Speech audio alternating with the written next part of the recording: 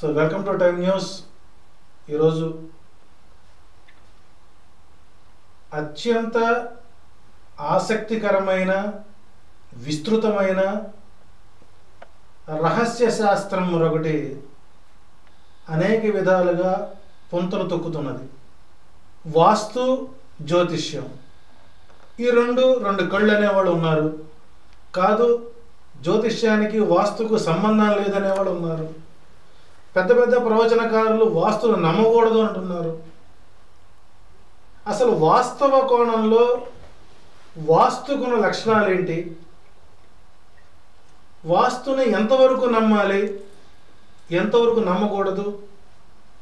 Social మీడియాలో వస్తున్నటువంటి కొన్ని కథాంశాలు కొంత ఆశ్చర్యకరమైన పరిస్థితుల్లో ఉన్నప్పటికీ వాస్తు శాస్త్రం అనేది ఉన్నది అని మనకు కాళిదాసు దగ్గర నుంచి మనం చూస్తున్నాం. అట్లాగే మహాభారతాలో కూడా మనకు వాస్తు సంబంధ అంశాలు వచ్చాయి.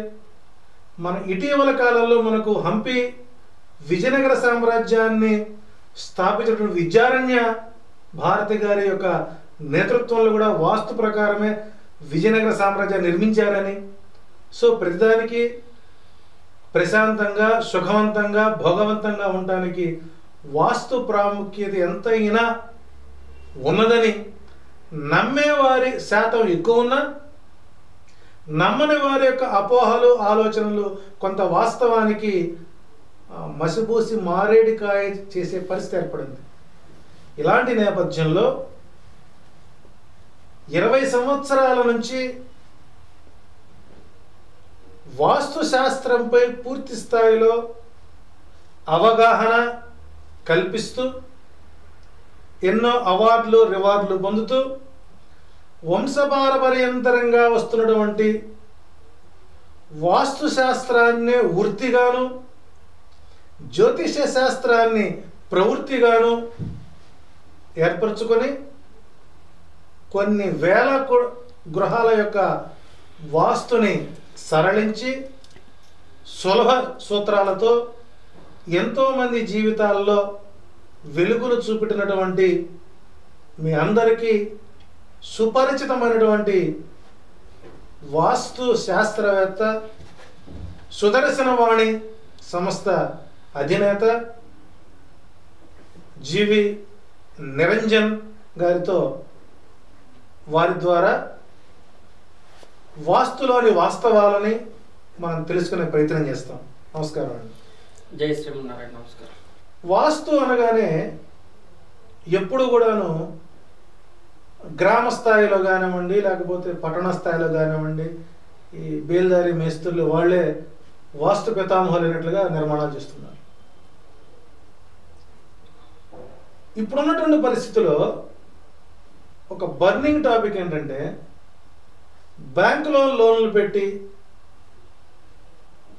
అపార్ట్మెంట్స్ కానీ, విల్లాలు కానీ, ఇండిపెండెంట్ హౌస్లు మొత్తానికి కడుతున్నారు. కానీ ఆ కట్టిన ఇంటిలోనికి గృహప్రవేశం చేయకుండా కొన్ని సంవత్సరాల నుంచి కొంతమంది బాధపడుతున్నారు. మరి దీనికి ప్రధాన కారణం అంటే ఇల్లు కొనుక్కున్నావు, దాని ఈఎంఐ కడుతున్నావు, కానీ ఆ ఇంట్లోకి నీవు గృహప్రవేశం చేసుకోలేకపోతున్నావు. ఏదో అజ్ఞాతంలో 10 సంవత్సరాలు నడిచినట్టుగా 10 ఏళ్ల పాటు 12 ఏళ్ళు అయినా కూడా ఆ గృహంలోనికి గృహప్రవేశం చేసుకోవడానికి ఈ రోజుకు నోచుకున్నటువంటి యజమానులు చాలామంది ఉన్నారు. దీన్ని మనం ఏ రకంగా చూడాలి అంటే, ఆ గృహ వాస్తు వారు ఇంట్లో పోయినట్లేదు అంటారా? అందుకు కారణాలు ఏమైనా ఉండొచ్చా? ఇప్పుడు ఉన్నటువంటి జనరేషన్లో 100కి ఒక 70 నుంచి 80% మంది ఎదుర్కొనేటువంటి సమస్య. యాక్చువల్లీ ఈ ప్రశ్న వేస్తారని నాకు తెలియదు. మొదటగా ఈ ప్రశ్న వారు అడుగుతారని కూడా నాకు తెలియదు. ఏదో వాస్తు గురించి ప్రశ్న వేస్తారనుకున్నా కూడా నేను జనరల్ టాపిక్ మీద ఇది ప్రశ్న. అంటే ప్రతి ఒక్కరూ ఇది ఫేస్ చేస్తున్న ప్రశ్న నేను అన్నను. కానీ 100కి 7 నుంచి 8 మంది ఈ యొక్క సమస్యను ఎదుర్కొంటున్నారు. ఎందుకు ఈ పరిస్థితి వస్తుంది? ఇప్పుడు చూడండి, ఒక చిన్న ఎగ్జాంపుల్ చెప్తే, ఏదైనా కానీ ఒక వ్యక్తి, ఒక స్త్రీ కావచ్చు, ఒక పురుషుడు కావచ్చు, ఒక 35 నుంచి 50 సంవత్సరాల మధ్యలో, లేదంటే 25 నుంచి ఇప్పుడున్న జనరేషన్లో 20 సంవత్సరాల నుంచి సంపాదన మొదలవుతుంది. బీటెక్ అయితే 21 సంవత్సరం నుంచి వాళ్ళకి 30,000 40,000 ఆదాయం వస్తుంది. సో అప్పటి నుంచి 35 సంవత్సరాల వయసులో ఆ 10 సంవత్సరాల నిడివి తీసుకున్నా, 30 సంవత్సరాల నుంచి 50 సంవత్సరాల 15 సంవత్సరాల నిడివి, ఈ పీరియడ్ అనేది ప్రతి మనిషికి కూడాను 2 స్వప్నాలు సాకారం చేసుకోవాలని ఉంటుంది మనిషికి. మొదటిది ఏదైనా ఒకటి వివాహము, రెండోది గృహము. ఇప్పుడున్న జనరేషన్లో వివాహపరంగా చేసుకుంటున్నారు, సరే దానికి సంబంధించిన ఇబ్బందులు, అది ఆ వ్యవస్థ వేరే అయిపోయింది. గృహ నిర్మాణాలలో గతంలో కంటే కూడా ఇప్పుడు చాలా మటుకు ఇబ్బందులు ఎదుర్కొంటున్నారు. ఎందుకు? ఇప్పుడు మీరు ఎంచుకున్న ప్రశ్నకి సంబంధించిన టాపిక్లో దాన్ని ఇంకో కొంచెం డీప్గా అనాలిసిస్ చేస్తే, కట్టుకున్న గృహాన్ని ఎందుకు పొందలేకపోతున్నాము? సరే, మనం కట్టుకోకపోయినా రెడీమేడ్ టీషర్ట్ లాంటిది, బిల్డర్స్ కట్టే ఇళ్ళని నా దృష్టిలో రెడీమేడ్ షర్ట్ అని నేను చెప్పాను ఆల్రెడీ. మన దాంట్లో ఏదైనా బ్యాంక్ లోన్ ద్వారా ఇల్లు కొనుక్కున్నా ఉంటే ఎవరు కట్టినా కూడా అది రెడీమేడ్ షర్ట్. సో అది కొనుక్కొని అందులోకి ఎందుకు చేరలేకపోతున్నాము? కొంతమంది అంటారు వెళ్దాం అనుకుంటారంటే పోస్ట్ పోన్ అయిపోతుంది, ఇట్లా అయిపోయిందంటే 5 సంవత్సరాలు అంటారు, గడిచిపోతా ఉంది కాలం, కానీ అందులోకేమో వెళ్ళలేకపోతున్నాము. అంటే ఈ ప్రశ్నకు ఒక కారణం అండి. రాజమండ్రిలో ఒక పెద్ద సిద్ధాంతి, తానే వాస్తు సిద్ధాంతి, ఇల్లు కట్టి 12 సంవత్సరాలు అయింది. ఆయన ముహూర్తం పెట్టుకుంటాడు. ముహూర్తం పెట్టుకున్నటువంటి రోజు అన్ని ఏర్పాట్లు చేసుకుంటాడు. ఆ ముందు రోజు అశౌచమో పురుడో ఏదో వచ్చి 12 సంవత్సరాల నుంచి ఆ ఇంట్లోకి ఆయన వెళ్ళలేకపోతున్నాడు. అవును. అంటే ఇట్లాంటి వ్యవస్థ చాలా మందికి ఉంది. దీనికి ప్రధాన కారణాలు 2 ఉన్నాయండి. మనకి శాస్త్ర ప్రమాణంలో మొట్టమొదటి సూత్రం ఏదైతే ఉంటుందో,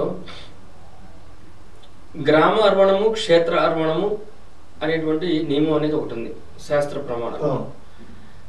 గ్రామ అర్వణము, క్షేత్ర అర్వణం అంటే అర్వణం అంటే ఆ యొక్క గ్రామం మనం ఏదైతే ఎంచుకుంటున్నామో, లేదంటే మనం హైదరాబాద్ లాంటి నగరాలలో పట్టణాలలో చూస్తే కాలనీ పేరు, ఆ కాలనీ ఎంచుకుంటున్నాము, ఆ కాలనీలోని పేరులోని మొదటి అక్షరము అనేటువంటిది ఆ యజమాని పేరులోని మొదటి అక్షరానికి పాజిటివ్ ఎనర్జీ వచ్చే విధంగా అది దానికి కంపాటబిలిటీ కరెక్ట్గా ఉందా లేదా అనేటువంటి చూసేది గ్రామార్వణం. గ్రామార్వణం చూసిన తర్వాత ఆ తదుపరి క్షేత్రార్వణం చూడాలి. అంటే ఆ కాలనీలోకి ఎంటర్ అయిన తర్వాత ఏ రోడ్డులో ఉండేటువంటి గృహానికి ఏ సింహద్వారం ఉన్న గృహం మనకు సూట్ అవుతుంది అనేవాడు. పూర్వంలో నాకు చాలా బాగా గుర్తు, నా చిన్నప్పుడు మా నాన్నగారు బయట అరుగు మీద కూర్చుంటే గ్రామాల్లో వాళ్ళు, పక్క గ్రామాల వాళ్ళు వచ్చి, పంతులు గారు నేను పలానా ఊరు వెళ్దాం అనుకుంటున్నాను, ఆ ఊరు వెళ్ళొచ్చా లేదా చెప్పండి. ఎందుకు అంటే ఇక్కడ టాపిక్ ఇదనమాట, గ్రామార్వణం ప్రకారం ఆ ఊరు వెళ్తే కలిసి వస్తుందా లేదా. సరేనయ్యా ఇది కాదు అందులోకి వెళ్ళు అంటే, ఓకేనండి ఆ గ్రామానికి వెళ్తాను, అక్కడ ఏ సింహద్వారం అయితే బాగుంటుంది చెప్పండి, అప్పుడు 2వ సబ్జెక్ట్లోకి వెళ్ళాలి.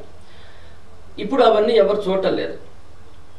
తక్కువ కాస్ట్లో వచ్చిందా లేదా, 60 లక్షలకు వచ్చిందా లేదా, లేదంటే 1 కోటి రూపాయల్లో డూప్లెక్స్ వచ్చిందా లేదా, లేదంటే సూపర్ మార్కెట్ పక్కన ఇల్లు ఉందా లేదా, లేదంటే హాస్పిటల్ పక్కనే మా ఇల్లు ఉందా లేదా, రైల్వే స్టేషన్ దగ్గరగా ఉన్నాం లేదా, మెట్రోకి ఎంత. సో కంఫర్ట్ జోన్ అనేది చూస్తున్నారు, కానీ శాస్త్ర ప్రమాణం అనేది ఎక్కువ వెసులుబాటు చేసుకోవట్లేదు జీవితంలోకి. తద్వారా ఏమవుతుందంటే కొన్ని గృహాలు అధోముఖ స్థాయికి వెళ్ళిపోయి, మేము ఇన్వెస్ట్ చేసి కొన్నామండి, లోన్ శాంక్షన్ అయిపోయిందండి, అది ఏమిటో తెలియదండి, బిల్డర్ లేట్ చేస్తున్నాడు, ఇప్పుడు 3 సంవత్సరాలు గతించిపోయింది, ఇప్పుడు నేను వెళ్దామంటే నేను ట్రాన్స్ఫర్ అయిపోయినాను, బెంగళూరుకి వెళ్ళిపోయినాను, అక్కడి నుంచి నేను రావాలంటే రాలేను, ఇప్పుడు అది అట్లా ఉండిపోయిందండి, అద్దెకు కూడా రాలేదండి కొన్నిసార్లు అని అంటుంటారు. అంటే అతని పేరులోని మొదటి అక్షరానికి ఆ యొక్క అర్వణం ప్రకారంగా, క్షేత్ర అర్వణం ప్రకారంగా అదే అతనికి సూట్ అవ్వాలి. ఇప్పుడు సపోజ్ హైదరాబాద్ లో ఒక కాలనీలో ఇల్లు కొనుక్కోవాలి. ఆ కాలనీలో 10 బజార్లు ఉంటాయి. 10 బజార్లు ఉంటాయి. ఈ 10 బజార్లు వారి నామాక్షర ప్రథమాక్షరాన్ని సరిపోవాలి. 10 బజార్లు అవసరం లేదు, కాలనీ సెట్ అయితే చాలు, రోడ్ నెంబర్ అవసరం. కాలనీలోని మొదటి అక్షరం యజమాని భార్యాభర్తలకి మొదటి అక్షరంకి కలిసి ఉన్నప్పుడు ఆ ప్రాంతం ముందు ఎంట్రీ అనేది వచ్చినట్టు యాక్సెప్టబుల్ అయినట్టు. ఆ తర్వాత ఆ కాలనీలో ఉండేటువంటి ఆ 10 బజార్లు అన్ని ఈస్ట్ ఫేసింగ్ ఉండకపోవచ్చు, కొన్ని సౌత్ ఉంటుంది, కొన్ని ఈస్ట్, కొన్ని నార్త్, వెస్ట్ ఉంటాయి. అందులో వారి పేరులోని మొదటి అక్షరానికి వర్గులు ఆధారం మొత్తం 8 వర్గులు ఉన్నాయని మహర్షుల ద్వారా వచ్చిన శాస్త్ర ప్రమాణం. ఆ 8 వర్గుల్లో ఇతని ఏ వర్గు అయింది, అక్కడ ఉండేటువంటి గృహాల్లో ఏ గృహం ఇతనికి సూటబుల్ అవుతుంది. వర్గులు అంటే ఏంటి? వర్గులు, ఈ వర్గులు అనేటువంటి దాన్ని మనం ఆ యొక్క గ్రామం లేదంటే కాలనీ పేరులోని మొదటి అక్షరానికి జత చేసుకుంటే వచ్చేటువంటి ఫలితమే అతనికి సూటబుల్ అవుతా ఉంటాయి. ఉదాహరణకి ఇదే వర్గం ప్రకారంగా చూస్తే నేనున్నాను, నేనే చెప్తాను, నాది ఉదాహరణ చెప్పాలి. ఫస్ట్ హైదరాబాదు 97లో వచ్చినాను. 97 నుంచి 2022వ సంవత్సరం వరకు ఇంచుమించుగా 9 గృహాలు మారాను. 9 కూడాను 9 డిఫరెంట్ కాలనీస్. కానీ ఎక్కడ ఉన్నాను, అన్ని సుచిత్ర ఏరియాలో ఉన్నాను, జీడిమెట్ల. కానీ నేను అనుకోకుండా 3 సంవత్సరాల క్రితం సుచిత్ర నుంచి బయలుదేరి సుచిత్రాకి 40 కిలోమీటర్ల దూరంలో ఉన్నటువంటి హయత్ నగర్కి వచ్చి అక్కడ స్థలం కొనుక్కొని ఇల్లు కొను. నేను అక్కడ చాలా ప్రయత్నం చేశాను, నాకు అక్కడ అవకాశం రాలా, సమయం రాలేదు. అనుకోకుండా అంత దూరం విడిచి నన్ను అక్కడ పెట్టింది శాస్త్రం. నేను తర్వాత టాలీ చేసుకున్నాను, ఇదేమిటి నేను ఇక్కడ కొనుక్కుంటున్నాను, నాకు ఎంత మటుకు బలం అంటే 100కి 100% నాకు మ్యాచ్ అయింది. వెంటనే ఇల్లు కట్టుకుని ఇంట్లోకి వెళ్ళాను. ఈ వర్గులు అనేటువంటి చాప్టర్ మొత్తం 8 వర్గులు అంటున్నాం. ఇవి అందరికీ తెలిసినవే. మొత్తం నేను ఇప్పుడు చెప్పిన తర్వాత ఇవే కదా సార్ నాకు తెలుసు, కానీ ఈ వర్గులు అంటారని తెలియదు సార్ అంటారు. ఎందుకంటే మనందరము చిన్నప్పటి నుంచి చదువుకునేటువంటి మన మదర్ టంగ్ ఏదైతే ఉంటుందో, తెలుగు, హిందీ, ఇంగ్లీష్, కన్నడ, ఉర్దూ, ఎనీ లాంగ్వేజ్లో అయినా సంస్కృతం నుంచే వచ్చినవి ఈ భాషలన్నీ కూడా. దాంట్లో మొత్తం ఆ అనేటువంటి చాప్టర్ దగ్గర నుంచి క్షత్రజ్ఞ వరకు మొత్తం 56 అక్షరాలు ఉంటాయి. 54, 56. దీంట్లో ఆ నుంచి అహా వరకు ఉండేటువంటిది అవర్గని, కక్క గగ్గ జ్ఞ, చచ్చ ఇణి, అందులోని మొదటి అక్షరాన్ని వర్గుకి head of the department, head of the కక్క గగ్గ ఇణ్య. అట్లా కవర్కు, గవర్కు, కవర్కు, చవర్కు, టవర్కు, తవర్కు, పవర్కు, ఎవర్కు, సెవర్కు, శేష సహా. సో ఈ పేరులోని అక్షరాలకు ఆ వర్గుకు సంబంధించిన వాళ్ళు కంపాటబిలిటీ తీసుకుంటాం. దాన్ని మనం గ్రామారోహణం చేసుకొని తర్వాత క్షేత్రారోహణం చేసుకుంటే నేను చెప్తున్నాను 100కి 100% వాళ్ళు కొనుక్కొని వాళ్ళకి ఉపయోగపడుతుంది. లేకపోతే డెఫినెట్గా అవి ఇప్పుడు మీరు ఉదాహరణకి మన వ్యూయర్స్ చూస్తుంటారు కొంతమంది, ఇందులో ఎవరైనా కానీ ఒకళ్ళు ఇద్దరు ఇప్పుడు మీరు మాట్లాడిన ప్రశ్నకు సమాధానంగా వాళ్ళకి గోచరిస్తే వాళ్ళు డెఫినెట్గా ఈ వర్క్ ప్రకారంగా చెక్ చేసుకోండి. డెఫినెట్గా అది మీకు సూట్ అవ్వకుండా ఉంటేనే అది మమ్మల్ని మీరు ఎంచుకున్న గృహాన్ని మీ దగ్గరికి తీసుకురాకుండా చేస్తుంటుంది. రెండోది ఇప్పుడు ఇంకొక సందేహం, పెళ్లి చేసి చూడు ఇల్లు కట్టు చూడు అంటారు. అవును. రుణానుబంధ రూపేణ పశు పత్ని సుత ఆలయ అన్నారు. ఇక్కడ ఆలయ అనేసరికి దాన్ని మనం గృహాలయంగా తీసుకోవాలి. అంటే గృహస్థుడైన వాడు ఇల్లు కట్టుకోవాలా, లేదా ఇందాక పోయి చెప్పినట్టుగా సంవత్సరానికి 30 lakhs ప్యాకేజ్ ఉంది కాబట్టి ముందు ఇల్లు కొని లోన్లు పెట్టుకుని ఇల్లు కొనుక్కొని ఆ తర్వాత పెళ్లి చేసుకుంటే ఎలా ఉంటుందని ఆలోచన ఉన్నారు. సో కాబట్టి ఇక్కడ మరొక ఏంటంటే, సరే ఇల్లు కట్టుకోవాలనుకున్నప్పుడు పెళ్లి చేసుకొని ఇల్లు కట్టడం శ్రేయస్కరమా, లేదా ఇల్లు కట్టాక పెళ్లి చేసుకోవడం శ్రేయస్కరమా? ఇవి ఏమవుతుందంటే ఈ ప్రశ్న జనరేషన్ తగ్గట్టుగా మారిపోయింది. ప్రశ్న ఆన్సర్ మొదట్లో ఏమైందంటే ఇల్లు కట్టి కొడుకు పెళ్లి చేసేవాడు, ఇల్లు కట్టి పెళ్లి చేయరా అంటారు. ఇల్లు కట్టి పెళ్లి చేసినటువంటి జీవితాలు ఇప్పటికీ కూడా సుభిక్షంగా ఉన్నాయి. ఇప్పుడు కూడా కడుతున్నారు ఇల్లు. కానీ ఇప్పుడు ఏం చేస్తున్నారంటే కొడుకు మటుకు ఇల్లు కట్టుకుంటున్నాడు, కుటుంబం కోసం కాదు. అది కూడా ఏమిటంటే ట్యాక్స్ ఎగ్జంప్షన్ ఫస్ట్ పాయింట్. రెండో పాయింట్ ఏమవుతుందంటే ఇప్పుడున్న జనరేషన్కి ఒక మగ పిల్లవాడికి నేను పెళ్లి చేసుకోవాలి అతని మనసులో కలగాలంటే అతని కొన్ని కోరికలు అనేటువంటివి డామినేట్ చేస్తూ, లేదు నేను అమ్మాయిని తెచ్చుకునేసరికి నేను జీవితంలో కొంతన్నా సెట్ అవ్వాలి అని చెప్పేసి ముందు వాడు ఉద్యోగం సంపాదించుకుంటున్నాడు, తర్వాత ఇల్లు ఒకటి ఏర్పాటు చేసుకున్నాడు, అలా అపార్ట్మెంట్ కావచ్చు, డూప్లెక్స్ కావచ్చు, ఒక స్థలమైనా కనుకొని అప్పుడు నేను ఇంకా పెళ్లి చేసుకుంటాను, ఇప్పుడు నాకు వచ్చేటువంటి భార్య నేను నా ఇంట్లో కూర్చోబెట్టుకుంటున్నాను అనే ఆలోచనతో స్థిరపడుతున్నది. మనసు అంతా కూడా ఈ విధంగా మారింది. అయితే అప్పట్లో ఏమైందంటే కొడుకుకి పెళ్లి చేయడానికి తండ్రి ఇల్లు కట్టేవాడు, ఇప్పుడు తనకు పెళ్లి కావాలంటే తనే ఇల్లు కట్టుకుంటున్నాడు. ఇక్కడ నేను చెప్పేది ఏమిటంటే, ఇక్కడ మనం శాస్త్రాన్ని చాలా జాగ్రత్తగా ఆలోచన చేస్తే రిజిస్ట్రేషన్ డాక్యుమెంట్ ప్రకారం ఇతను చూసుకుంటున్నాడు. కానీ నేనేమంటే ఇప్పుడు నా దగ్గర చాలా మంది వస్తుంటారు, సాఫ్ట్వేర్ వాళ్ళు కదా, అందరూ వస్తుంటారు పెళ్లి కాకుండా ఇల్లు కట్టాలనుకునేటువంటి వ్యక్తులు, ఆడగాని మగగాని. వాళ్ళు గృహ నిర్మాణం చేపట్టేటప్పుడు వాళ్ళ తల్లిదండ్రుల పేరును కూడా శాస్త్రంలో అన్వయం చేయాలి. అసలు అంటే జనరేషన్ చేయాలి. వీళ్ళు చేయట్లేదు. ఏం చేస్తున్నారు, నా పేరు మీద రిజిస్టర్ చేసుకున్నాను, నాకు ట్యాక్స్ ఎగ్జంప్షన్ ఉంటుంది, కానీ నా పేరు మీద మాత్రమే చూడండి సార్ అంటారు. అదే ఆడవాళ్ళు అయితే మా భర్త అవసరం లేదు సార్, నా పేరు మీదనే ఇల్లు చూడండి, నా పేరు మీదనే ముహూర్తం పెట్టండి, నా పేరు మీదనే ఆయం లెక్క కట్టండి, గణితం క్యాలిక్యులేషన్ చేయండి అంటారు. అది కరెక్ట్ కాదు నేను అంటాను. ఇప్పుడు నాకు అట్లాగానే వాళ్ళకు కూడా నేను క్లియర్గా ఎక్స్ప్లెయిన్ చేస్తున్నాను.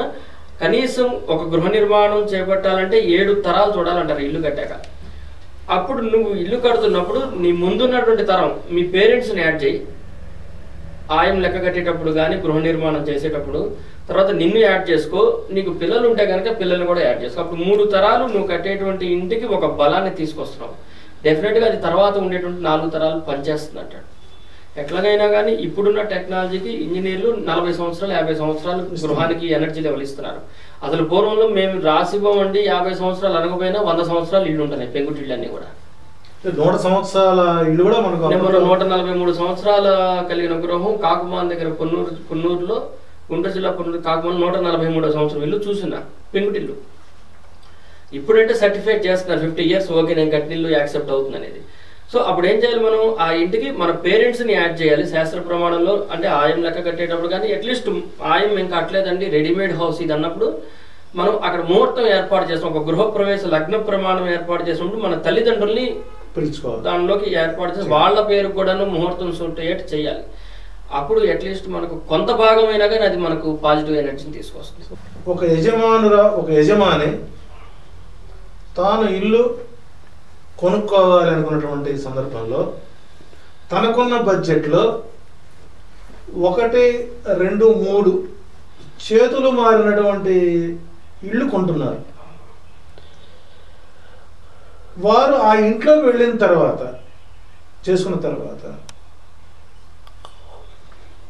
పూర్తి స్థాయిలో జీవితంలో వారు ఎప్పుడూ పడినటువంటి కష్ట నష్టాలని చవి చూస్తున్నారు.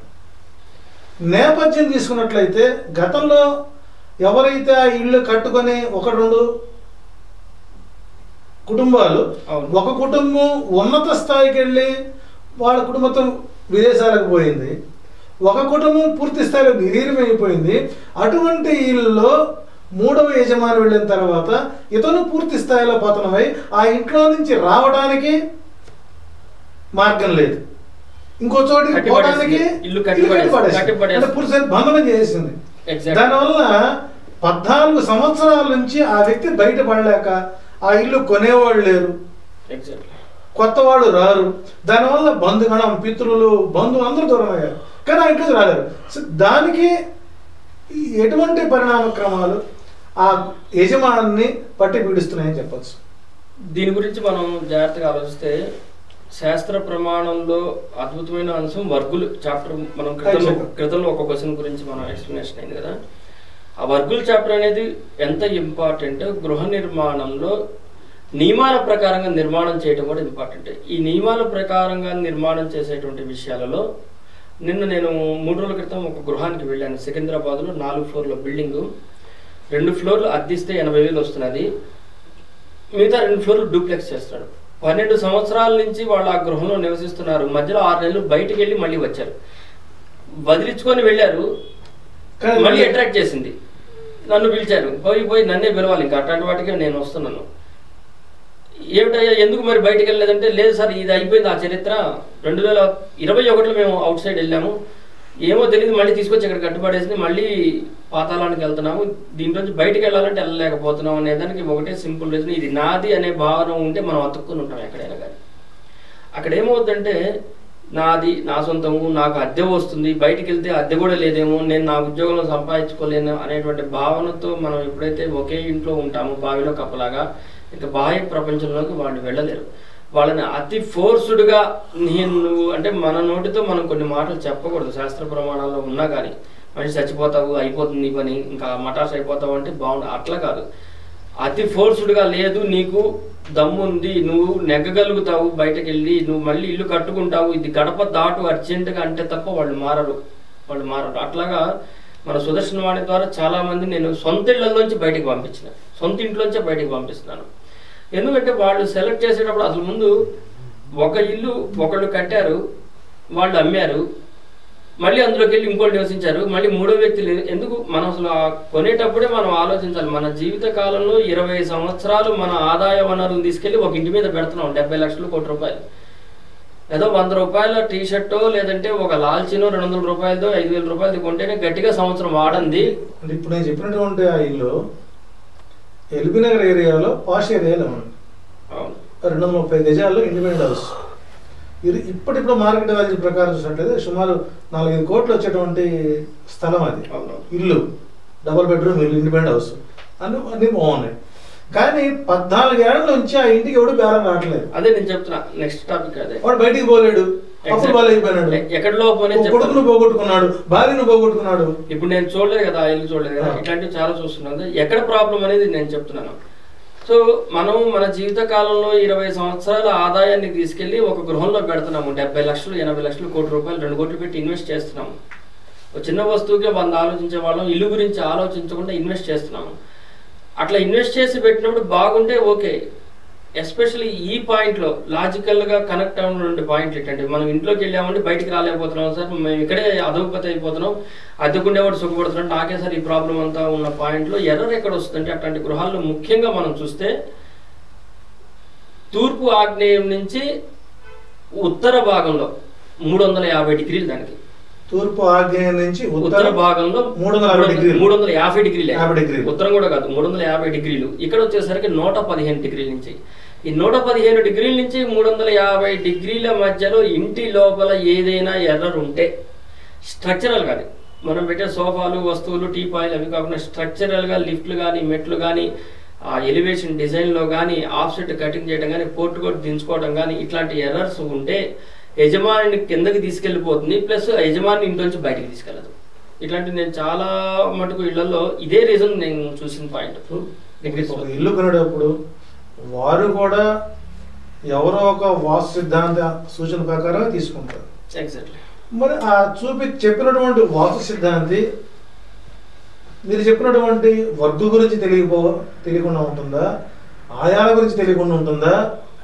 మరి ఆ సిద్ధాంతి వారికి ఇల్లు కొనిపెట్టినప్పుడు మరి అక్కడ వాస్తు చెప్పినటువంటి ఆయన అంశాలు తప్పంటారా, లేకపోతే ఏంటి కారణాలు ఏంటి? వాస్తు ఎవరికైనా అయ్యే వర్గాలు ఉపయోగించాలి కదా. శాస్త్రం ఒకటే ఉంటుంది, శాస్త్రం మారదు. శాస్త్రం మారదు, మారింది ఎక్కడ? శాస్త్రం మారలే ఎప్పుడు కూడా. శాస్త్రం ప్రకారంగా మనం ఆలోచన చేయకుండా మన వసతి ప్రకారంగా చెక్ చేస్తాం. ఇంపార్టెంట్, వసతి ప్రకారంగా చూస్తున్నామండి. ఎందుకంటే ఇందాక నేను ఇంతకుముందు క్రితంలో ఒక క్వశ్చన్కి ఆన్సర్ చేశాను. హాస్పిటల్ పక్కన ఉంది, మెట్రో పక్కన ఉంది, సూపర్ మార్కెట్ పక్కనే ఉంది, డీమార్ట్ పక్కనే కొంటున్నాము, లేదా పిల్లాడికి స్కూల్కి దగ్గరగా ఉందని చెప్పేసి, అది ఏ జోనర్లో ఇల్లు ఉన్నా కానీ మనం దాన్ని అసలు మూడో కంటితో చూసుకోకుండా చెప్తున్నాం. మనకు చెప్పేవాళ్ళు కూడా మనకు కంఫర్ట్ జోన్ వచ్చే విధంగా చెప్తున్నారు. రెండు విషయాలు గృహ నిర్మాణంలో మనం ఆలోచించవలసింది 2 విషయాలు ఏంటంటే, కడితే మంచిగా కట్టు, లేదంటే కట్టదు. కొంటే మంచి ఇల్లు కొను, లేదంటే కొనతాం. కొంటే మంచిగా ఉన్నా, లేదంటే కొనకూడదు. ఏదో ఒకటిలే ఎట్టగోట మనం ఇక్కడ పడుందాం, 60 లక్షల్లో వచ్చింది, మన స్థాయిలో మనకు వచ్చింది కదా, ఏదో ఒక విధంగా ఉన్నదాన్ని కొనుక్కుంటే ఇదే ఇబ్బందులు అవుతుంటాయి. అది మనకి ఏంటంటే కంఫర్ట్ జోన్ అనేది వెళ్తుంది. కంఫర్ట్ వెళ్ళినప్పుడు శాస్త్రం పనిచేది. అసలు ఇప్పుడు కూడా శాస్త్రం ప్రకారం వెళ్ళండి, ఆటోమేటిక్గా కంఫర్ట్ అనేది మన దగ్గరికి వస్తుంది. వాస్తు పురుషుడు అంటారు. అవును, గృహ నిర్మాణం జరిగేటప్పుడు వాస్తు పూజ అని కొత్తగా తీసుకొచ్చారు. కొత్తది కాదు, ఎప్పటి నుంచో. వాస్తు పురుషుడికి మనం పురాణాలు చూసినట్టయితే శివుని యొక్క అది ఎంతవరకు వాస్తవాన్ని పెద్దలు మీరు చెప్పాలి, శాస్త్ర ప్రమాణంలో ఉన్నది అది. ఈ వాస్తు పూజ పేరుతో చేసేటువంటి యాగం అనండి, ఆగం అనండి. యాగం అనండి అంటే ఇక్కడ సత్ప్రమాణసారంగా చేసేటువంటి వాస్తు యాగాలు చేస్తూ ఉన్నారు. అసలు వాస్తు పురుషుడి యొక్క లక్షణాలు తెలియకుండా, అంటే ఇక్కడ మిడిమిడి జ్ఞానంతో, ఇప్పుడు యాక్చువల్గా మోర్ మనీ మోర్లా అంటారు. ఏ పని చేసినా కూడా శాశ్వతమైనటువంటి జీవితాన్ని గడపడం కోసం ఇల్లు కొనుక్కుంటుంది. అంతేకా ఆ ఇంటి నిర్మాణం చేసేటప్పుడు ఆ అపార్ట్మెంట్ కట్టినా, లేకపోతే విల్లా కట్టినా, ఏదైనా కట్టినా, ఆ కాంట్రాక్టర్ బిల్డర్ పరిపూర్ణమైనటువంటి వాస్తు ప్రకారం వాస్తు పూజలు చేయించి ఉంటే ఆ స్థలానికి వైభోగం రావాలిగా, కొంతమంది పాజిటివ్ ఎనర్జీ వస్తుంది. అంటే అసలు ఈ వాస్తు అవన్నీ చేయరు కదా. ఆ స్థలానికి భోగం రావాలంటే, వైభవం రావాలంటే యజమానులు తీసుకోవాల్సిన జాగ్రత్తలు ఏంటి? యజమానులు తీసుకోవాలా జాగ్రత్తలు? ఇండిపెండెంట్ యజమాని నేను ఇండిపెండెంట్ హౌస్లు 100 కడతారు, అక్కడ ఎవరు తీసుకోవాలి జాగ్రత్తలు? ఇప్పుడు నేను ఒక ఇండిపెండెంట్ హౌస్ కట్టుకుంటాను. అవును, నా స్థలంలో మంచి వైభోగం కావాలి. శిలాభోగం స్థలాభోగం అంటారు. శిలాభోగం లేకపోతే స్థలాభోగం వల్ల వస్తుంది. సో ఇక్కడ స్థలాభోగం అంటే స్థలానికి పరిపుష్టమైన బలం రావాలి అంటే అవును, నేను ఇండిపెండెంట్ కట్టుకుంటున్నాను, అంతేగా కట్టుకుంటున్నాను. దానికి ఎలాంటి ప్రక్రియలు చేసినట్లయితే ఆ స్థలానికి శుద్ధి జరుగుతుంది అంటే కొన్ని శాస్త్రాలు నాకున్నటువంటి కొన్ని వాస్తు గ్రంథాల్లో అసలు వాస్తు పూజ అనేది లేదు. కేవలం పుణ్యాహవచనం ద్వారానే ఆ స్థలానికి వైభోగం తేవాల్సింది పోయి అన్నప్రాసం రోజు ఆవకాయ పచ్చడి మాదిరిగా ఆ యజమానిని ఈ వాస్తు పూజ పేరుతో కొంత డబ్బుని ద్రవ్యలోపం చేస్తున్నారు. దీనివల్ల యజమాని శంకిస్తూనే చేస్తాడు. ఈ విషయం గురించి మన సుదర్శన్ వాణి నా ఛానల్లో చెప్పవచ్చో తెలీదు, ఒక 3 నెలల క్రితం ఒకళ్ళు కామెంట్ చేశారు. అంటే మేము వైష్ణవులు, నేను వీడియో తీసినప్పుడు 3 నామాలు ఉంటాయి అందరికి తెలిసిందే. కామెంట్ చేసేసి మీరు 50,000 తీసుకుంటున్నారు అని చెప్పి మెసేజ్ పెట్టారు. ఒకళ్ళు మెసేజ్ పెట్టారు, నేను చూశాను, వదిలేసిన. ఒక రోజు తర్వాత నేను దానికి మళ్ళీ కామెంట్ చేశాను, నేను ఎప్పుడు తీసుకున్నానండి అని చెప్పి మెసేజ్ పెట్టాను. మీరు కాదండి వాస్తు పూజ చేసేవాళ్ళు వాస్తు హోమం చేయడానికి 50,000, 40,000, ₹1,00,000 తీసుకుంటున్నారు అన్నాడు.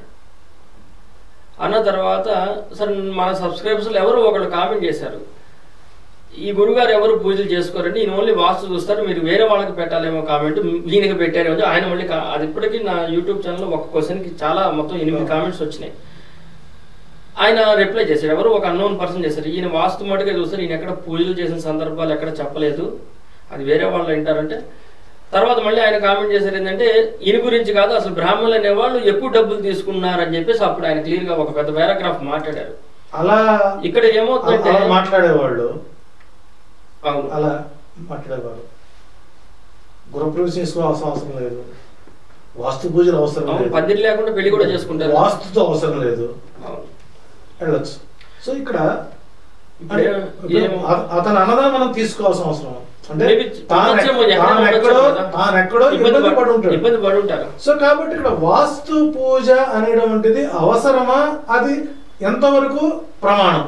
ఇప్పుడు ఇందులో మీరు అడిగిన ప్రశ్నకి వైభోగంగా ఉండాలంటే ముందు అసలు ఏం చేయాలి యజమాని?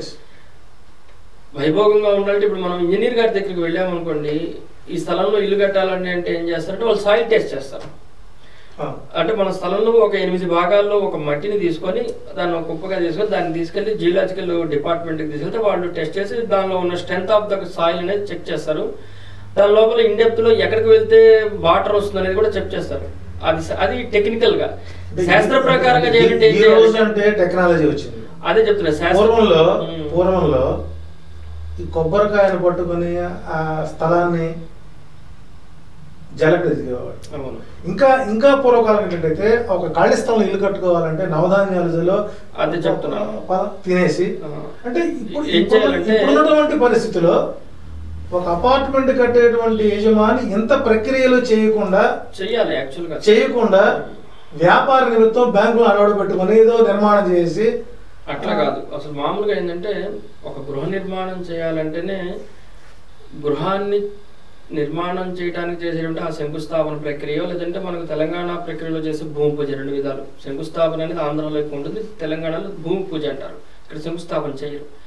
ఈ 2 ప్రక్రియలకి చేయడానికి పూర్వమే భూమిని యాక్చువల్గా స్థలశుద్ధి ప్రక్రియ అని చెప్పి శాస్త్ర ప్రమాణాలు గృహప్రవేశము అనేటువంటి ఒక 1970-80లో రాసినటువంటి ఒక పుస్తకంలో నేను చూశాను. గృహప్రవేశ విధి విధానం పుస్తకం ఉంటుంది కర్షకంలో.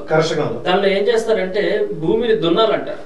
సరే ఇప్పుడు నాగలు పెట్టి దున్నేంత వ్యవస్థలో ఉన్నటువంటి పరికరాలు దొరకకపోతే అట్లీస్ట్ భూమిని ఒక 3 అడుగులు తీయమంటాడు. 3 అడుగులు అంటే మనిషి నుంచుంటే నాభిస్థానం ఎంతైతే ఉంటుందో అంత లోపలికి తవ్వాలంటారు.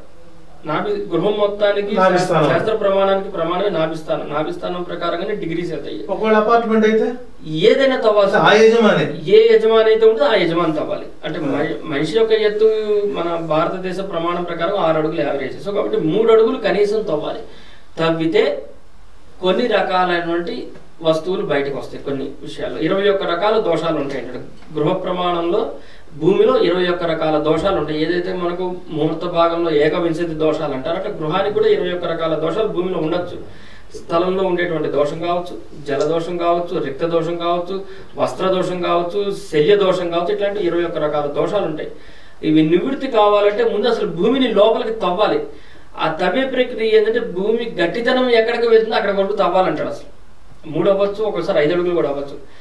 ఆ విధంగా తవ్విన తర్వాత భూమి లోపల శిథిలావస్థలో ఉన్నటువంటి పురాతన గృహానికి సంబంధించిన వస్తువులు ఏదైనా ఉంటే అవి శల్యాలతో సమానం అంటారు.